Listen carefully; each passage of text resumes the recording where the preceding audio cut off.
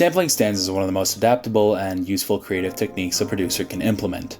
For some genres, it is a foundational element upon which the art form was built, and for many others it remains an invaluable tool capable of creating songs that are unquestionably memorable. Although many listeners will often listen to songs unaware of the sampling practices implemented, or possibly dismiss it altogether as theft, the fact remains that it is a practice as effective as it is mischaracterized. Sampling is an art form, a process of transformation that allows a creative to take any sound and effectively reinterpret it to their own style, regardless of origin to genre. A track from a James Bond film can become nu metal, clips of less than a second's duration that can be elevated to create entire genre-defining songs, and one drum break from 1969 can be a part of 7,761 documented productions and rising.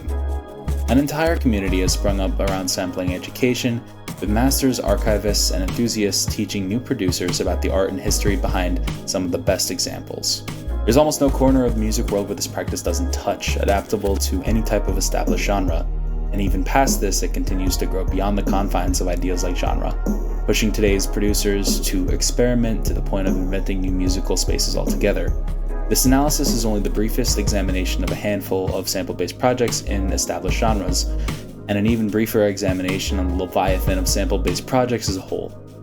Nevertheless, by analyzing just this handful, a demonstrable set of blueprints can be formed on how to build the sounds that have become part of today's musical landscape. It's my hope that by following these blueprints, the process becomes easier to tackle and understandable enough to put into practice. It would be remiss not to place a massive acknowledgement to the archivists of the process. Although I put my own analysis to it without the insight of the entire coterie built around the documenting and open sourcing of these production ideas, researching these tracks would be nigh impossible. Every citation represents the hard work of a community that is gathered around the practice, a community that this thesis would not exist without. A massive thank you to them.